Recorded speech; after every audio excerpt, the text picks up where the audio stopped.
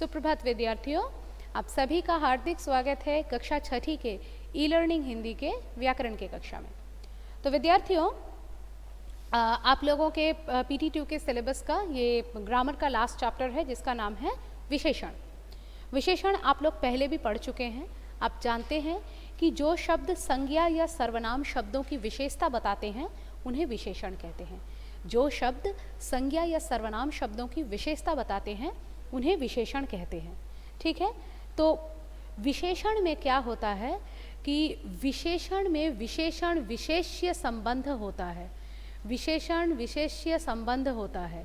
ठीक है, तो विशेषण विशेष्य क्या होता है?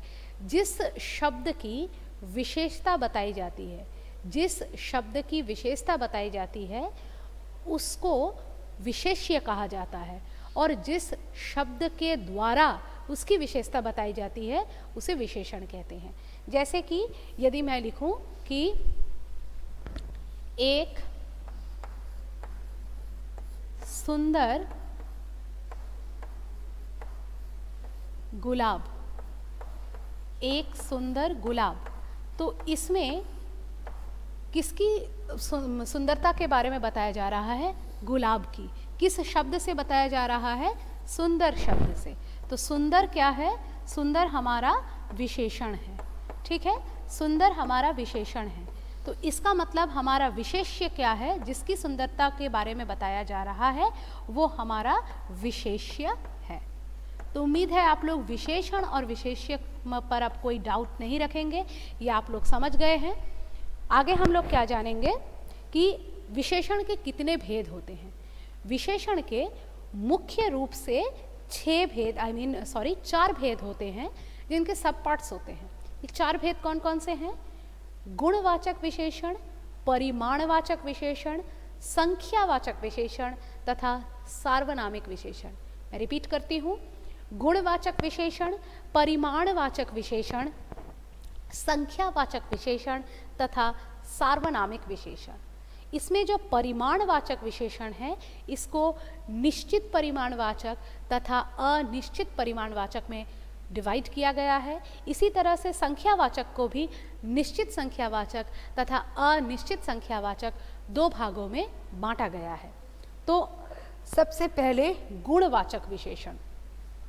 आप लोग गुण का मतलब हमेशा गुड क्वालिटीज़ लगा लेते हैं, लेकिन हमेशा गुण का मतलब गुड क्वालिटीज़ नहीं होता है। व्याकरण की भाषा में इसका अर्थ और भी वास्ट होता है, और भी फैला हुआ होता है।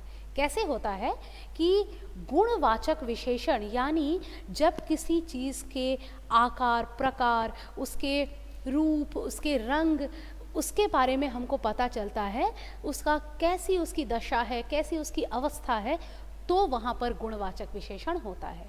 कैसा है कि जिन विशेषण शब्दों से संज्ञा अथवा सर्वनाम के गुण, दोष, भाव, रंग, दशा, अवस्था, आकार, स्थान, देश, काल आदि का बोध हो उन्हें गुणवाचक विशेषण कहते हैं।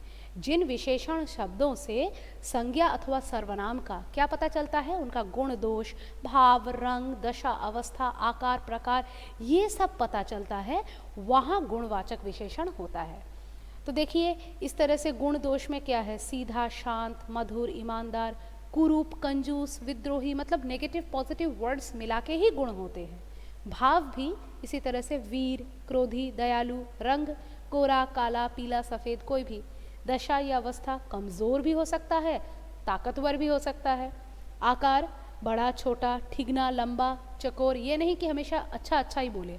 ठीक है, ये सारे शब्द इन टोटल मिलाकर ही हमारे गुणवाचक विशेषण के अंडर आते हैं। स्थान, देश, काल, शहरी, ग्रामीण, चीनी, प्राचीन, जापानी, आगामी, भारतीय, ये सब हैं। ठीक है, अब है परिमाणवाचक विशेषण। परिमाण यानी कि क्वांटिटी, परिमाण यानी कि क्वांटिटी, किसी चीज़ का क्वांटिटी। ये देखिए, संख्यावाचक और परिमाणवाचक में लोग हमेशा मतलब मिक्सअप कर देते हैं। संख्या में केवल नंबर्स लिखे जाते हैं, लेकिन परिमाण में नंबर्स तो लिखे जाते हैं, लेकिन उसके साथ उसका यूनिट भी लिखा जाता है। परिमाण में नंबर के साथ उसका यूनिट भी लिखा जाता है। कैसे? जैसे कि यदि कोई परिमाणवाचक है तो जैसे आपकी माँ आपको बाज़ार से 2 पैकेट जो है आपको कोई मसाला लाने के लिए बोल रही है, या फिर आपको बोल रही है कि 2 जलेबी खरीद के लाओ, और साथ में आपकी माँ आपको कह रही है साथ में 2 किलो आलू लेके आओ, तो है तो दोनों ही 2, लेकिन एक के साथ जो है किलो लगा हुआ है, ठीक है। तो वहाँ पर आपका 2 जलेबी लेकिन 2 किलो आलू। तो जहाँ पर किलो बोला गया है यानी नापतोल के बारे में बताया जा रहा है, वहाँ पर परिमाणवाचक विशेषण होता है। लेकिन जहाँ पर केवल संख्या, जैसे 2 जलेबी, 2 लड़के आ रहे हैं, 4 लड़के घूम रहे हैं, ऐसे जगह पर संख्यावाचक विशेषण होता है। तो ये जो परिमाणवाचक है, इसको मैंने कहा कि फर्दर हमने निश्चित और अनिश्चित 2 प्रकार के परिमाणवाचकों में इसका मतलब डिवाइड इसको किया है। तो ये बहुत आसान है। निश्चित मतलब जैसे मैंने आप लोगों को उदाहरण दिया 2 किलो आलू, यहाँ पर आप इसके परिमाण के बारे में, इसके नाप के बारे में बिल्कुल फिक्स्ड है, निश्चित है, आप जानते हैं इसका नाप क्या होने वाला है। लेकिन अनिश्चित परिमाणवाचक में आप इसके परिमाण के बारे में निश्चित नहीं है। जैसे मुझे थोड़ा सा पानी दे दीजिए, या मुझे थोड़ा और डाल दीजिए। मम्मी खाना परोस रही है, आप बोल रहे हैं मुझे थोड़ा और डाल दीजिए माँ, मुझे ना आप मतलब क्या है थोड़ा और डाल दीजिए। तो ये थोड़ा कितना है दैट यू कैनॉट से, और ये संख्या भी नहीं है। आप नहीं बोल रहे हो मम्मी को कि मुझे 1 रोटी दीजिए, दाल दे रही है मम्मी तो आप थोड़ा और मांग रहे हैं। तो दाल को हम लोग लीटर में नापते हैं, तो वो परिमाण तो है, और कैसा परिमाण है जिसके बारे में हमको पता नहीं है, थोड़ा है, वो कितना लीटर है वी डोंट नो। तो यहाँ पर इसलिए ये जो है अनिश्चित परिमाणवाचक है। तो संख्यावाचक को भी मैंने आप लोगों को साथ ही साथ पढ़ा दिया है।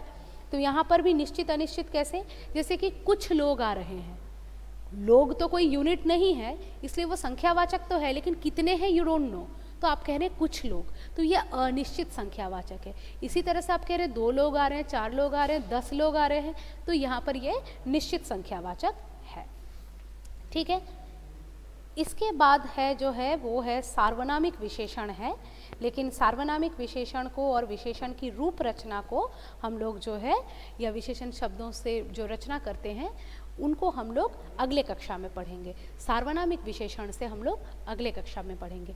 जहाँ तक पढ़ा दिया है उसको ठीक से समझ लीजिए, नहीं समझ में आ रहा है तो मुझे चैट के ज़रिए ज़रूर बताएं। आज के लिए इतना ही, तब तक के लिए धन्यवाद।